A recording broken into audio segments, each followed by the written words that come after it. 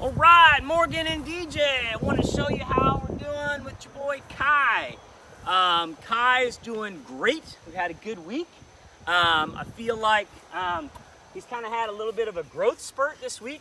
I feel like he's gotten a little taller on me. He's definitely, still got a lot of growing left to do. I feel like it seems like he's getting bigger on us. He's really still growing up. But bottom line is, as far as his training goes, real happy with Kai. He's doing great. Hands down, he is the best golden I've ever got to work with. Obviously, I do mostly labs. But you've clearly done a great job with his early introductions and socializing. That's a good boy. Hey, where you going? Where you going, huh? That's a good good dog. And I feel like he has a terrific blood. His pedigree must be really good. He's got a great desire to work, likes to train. So those are things that's important because we can't change those things. I can't change his early socialization that you did and introductions, and I can't change his blood. And so those are both really good. So we're gonna make a great dog out of him. So we're gonna show you what's going on with our sort of working through yard work. He's over here taking an unload. But the bottom line is we're working through really formal obedience, and then I'm going to show you today sort of what we call a precursor to force fetch. And Kai is handling this very, very well. Quite pleased with him. So the first thing we do is just like we did, in our first video, we start off with a couple of fun retrieves.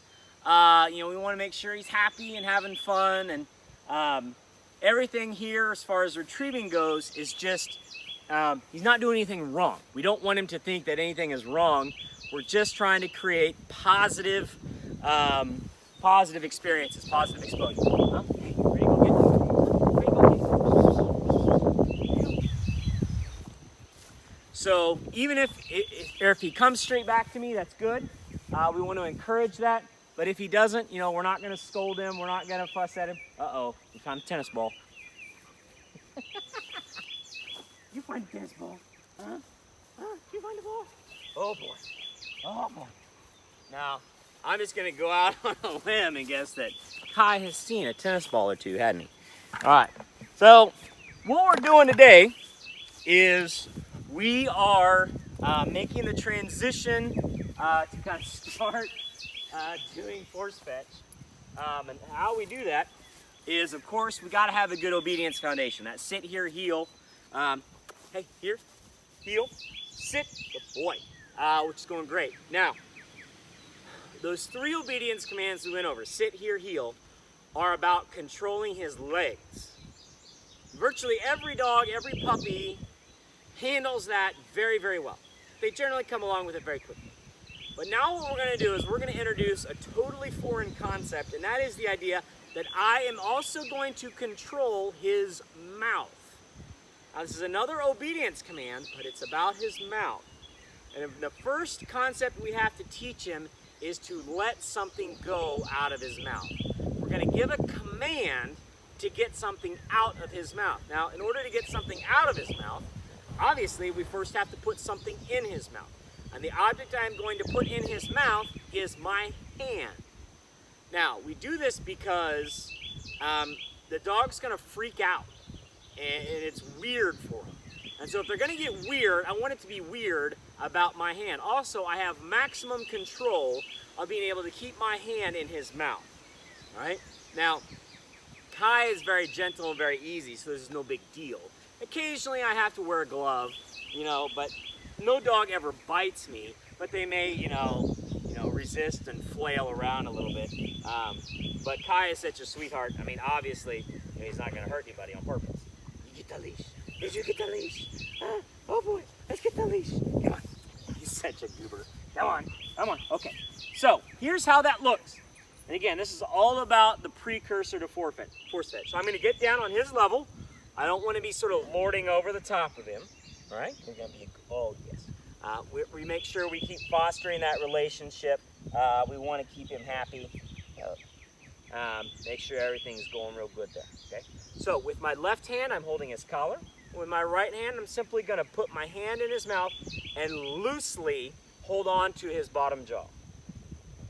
Boy. And he's resisting a little. And he may put paws on me, he may paw at my hand. He may even vocalize a little. It's okay. But I keep my hand in his mouth, give, until he quits resisting me. Now, when I give the command to release something, I'm saying the word give. I'm doing it kind of in a high-pitched, unique tone. It doesn't sound like any other word. All right, so we want it to be a unique sound when something comes out of his mouth. Just like sit here, heel, but the word is give to take something out of your mouth, right? So let's do that again. We're just gonna come right in here, holding with my left hand so that he can't move his neck. Good boy. Give. Dog. Good boy. So we want to be able to control his mouth with my hand. Now, what a lot of dogs do is dogs are super sensitive to environmental conditions.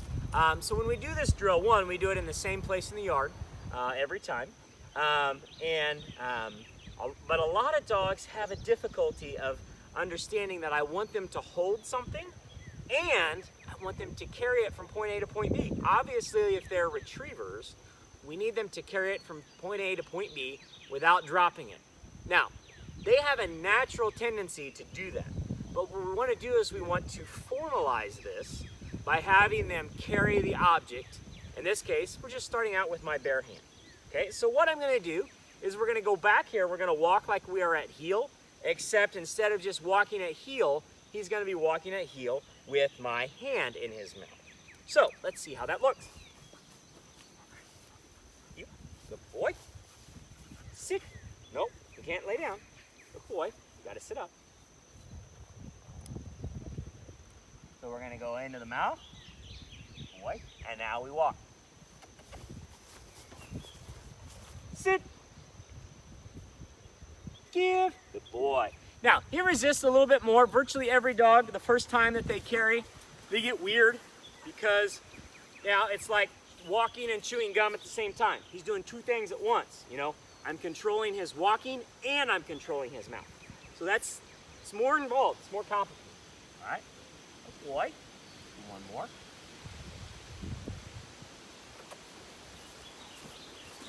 Sit. Good boy. Give. Good dog. So he's doing very nice there. Kai is a team player. He is not fighting me. You know, he's such a sweetheart and such a lover. And I'm really seeing that come out in his training. And really, you know, I think that's just, you know, a good example of who he is. And, you know, he's such a sweet dog. It's so nice to have around. But the bottom line is his training is going just hunky-dory. He's doing great. I have no concerns so far. Everything's going great. So we'll keep plugging away, repeating this drill a bunch, having him carry my hand. And then next time I'll show you sort of the next step in terms of how his training is making progress. But the bottom line is, Kai's doing great.